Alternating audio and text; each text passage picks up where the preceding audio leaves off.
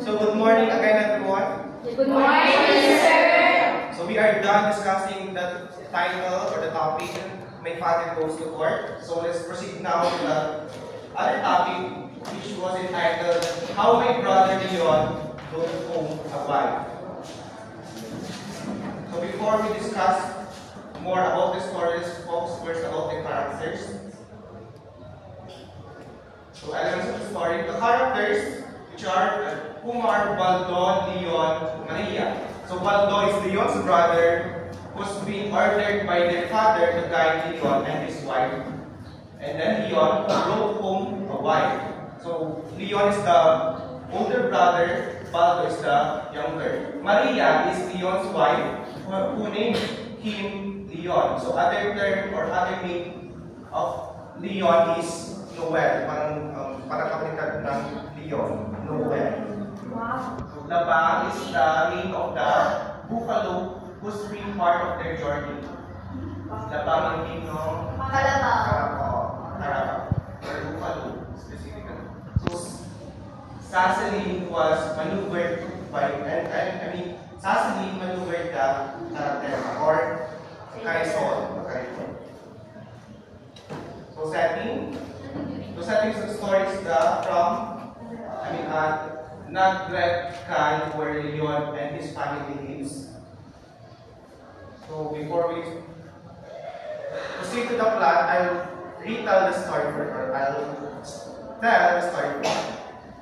So this story begins with Baldo, who is the narrator of the story, waiting for his brother and his brother's wife named Maria. So Maria and Leon arrived from the city. So si Baldo siya yung susundo sa mag-asawa. So Baldo is tasked by his father in picking them up using a Carabao cart or Carabao Carretilla or Carisol, a traditional mode of transportation. So this story, Baldo was actually tasked by or instructed by his father na they will test Maria if she can adopt the rural or the mod or yung payak na pamumuhay sa rural area.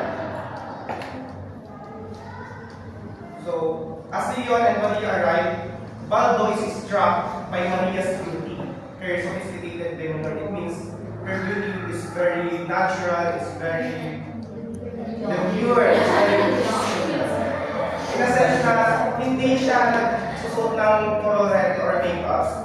Her beauty is very natural. In a sense that even her nails are not painted but still pretty or beautiful. So, as they arrived, Baldo helped them to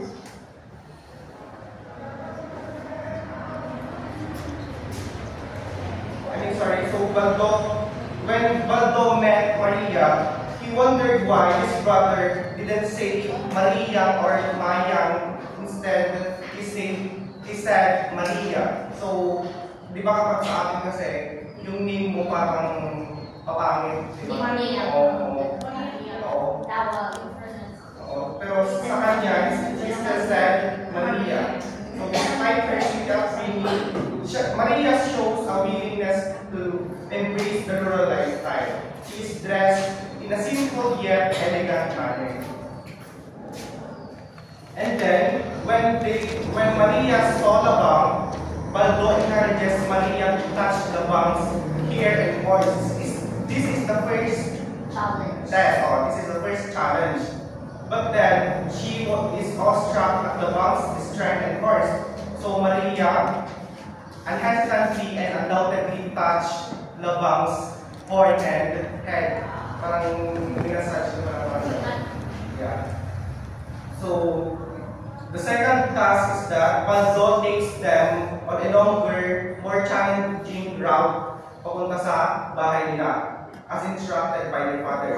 This route through the fields and along the Waik River is a test for Maria's adaptability and resilience. During the journey, Maria expresses her admiration for the natural beauty of the countryside, showing her appreciation for Leon's roots. She asks questions about the surroundings and listens attentively to Leon's explanation. So while they are traveling papunta sa bahay nila, they are actually singing a song which is taught by their father. And I forgot to tell this. Sorry.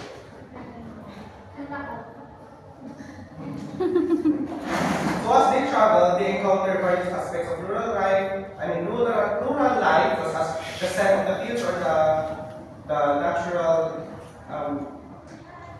scent of the field, the sound of the carabao, hooves, and the sight of the stars in the clear night sky. Actually, when they travel, paggabi na kasi yun. Kaya yung feeling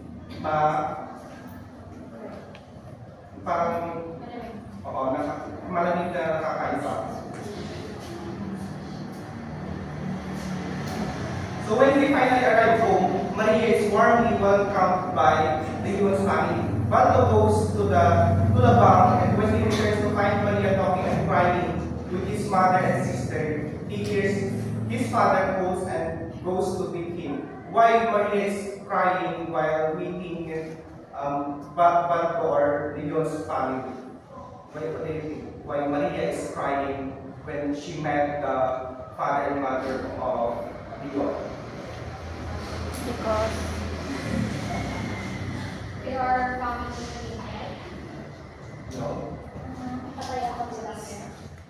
Or maybe Yeah, correct. She was actually overwhelmed in the sense na she was overwhelmed that they will actually accept her wholeheartedly. Because diba yung una kasi the father of Leon and Baldo is having a doubt about Maria since she's succeeding her in the right hand. Hindi na kaya i-adapt.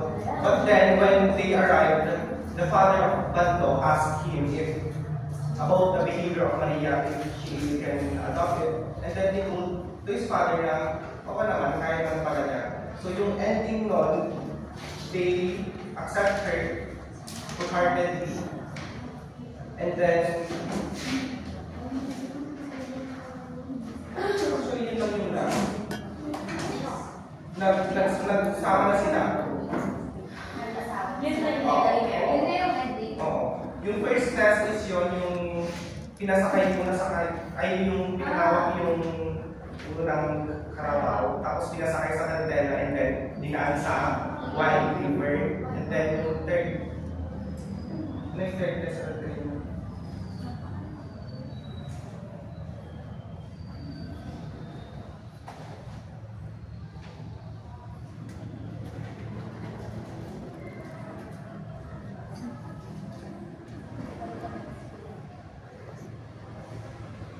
Basta yung unang test doon is, di ba nung nag-arrive sila, siyempre nakita niya si Nabang, di ba yung karabaw. In training, Baldo, parang nagkita-test there. kasi masasabi niya is siya yung maarte. Maarte, ang karamihan nila maarte. Pero okay. Ako po siya. Actually, gawin sila sa karabaw. Pero parang ang ganda pa rin ng feeling kasi abang nag-travel sila, kami, umakit sila habang nakita yung stars, yung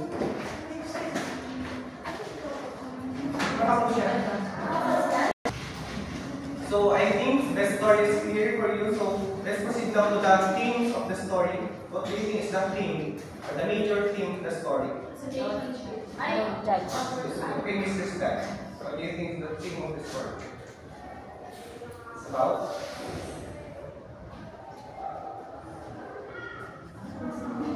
I think one thing of the story is overcoming poverty. Yes, correct. One thing is the overcoming challenges. What is the lesson or lessons? There are actually a lot of lessons of the story. Don't judge. Correct. Please don't choose. Don't judge the book by its cover. What do you think? If you want something in life, have to learn from the story. Correct. And then, when yung example I use yung about adapt, na parang you to adapt to your surroundings. Yes. Yeah. Please. to appreciate every challenges in life. Miss Jeverly? Ano, make become flexible. Yes. Become adaptable and flexible. So, do you have other questions? More questions? Or violations? About the story? Why not get like So, it's like, Why is it? my It actually involves the story where yung his brother brought his wife and then she was tested. How my brother. Ano ba? Sir, clarification. Nung inuwi niya po, girlfriend niya pala. Asawa na niya. Asawa niya. Di ba yung got married? And ikaw po sila yung married? Oo. Yes, in CP. Pinapakilala lang na. I think ano din, love has no boundaries. There's Yes.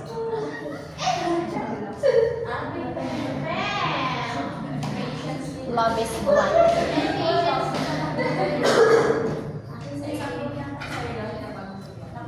Any more questions, guys? And may tanong ako, if you were the girl in the story, will you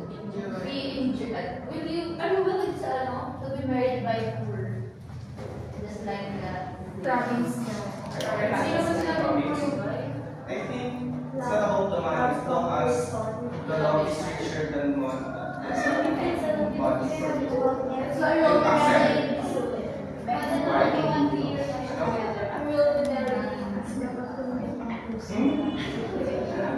Ano pa? May mga questions pa? The story revolves about how they tested the wife of Leon or Noel. Leon. Sa title na Leon yung nakalagay ng instead of Noel. Parang ni Leon yun, si Baldo yung nagpangalan sa kanya na Noel. Ay, Noel siya sa province. Oo, Noel yung pangalan sa province. Leon yung ano pa? Bakit Leon? Ilan naman, parang ganun lang sa story. Ay, yung author pala, yung author is si Manuel Artilia.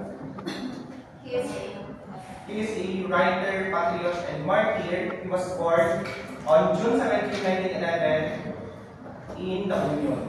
And he is best known for his story, How My Brother Leon Broke a Wife, which won first prize in Commonwealth Literacy Contest in 1940. Ano pa? More questions? Sir, what's a martyr? Martyr? Ako martyr.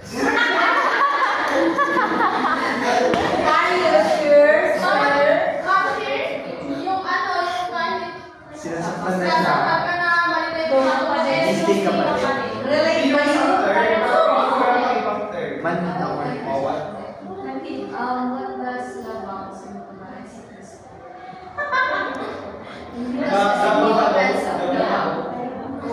I think the significance of the parable or the buffalo is served as transportation. Kasi transportation. Kasi they will not arrive at their home without him. And then, actually, syempre ano ba yung essence ng isang carabao sa rural? Ano ba yung parang servant na? Kasi in the province, siguro may access farm. It shows it all, it shows payak na buhay actually. Pag may carabao. Uy, mayaman ako yung mga kalabaw. Sige, may pinatakaw ngayon yung pan. Experience ko. Ito yung nagawa. May dapat sa video, Ano? Yung ano, bakit inisip ng tatay niya na yung karabaw ang gamitin instead. Kasi may kaprayo sila eh, may kalisa sila eh. Kasi nabasa ko yung story, yun yung karabaw. ano, kasi yung ang pera sa Yung may carabao si carabao ay ginamit para i-test si Maria. Kasi doon sila sasakay. Hindi pa tayo. Oo talaga.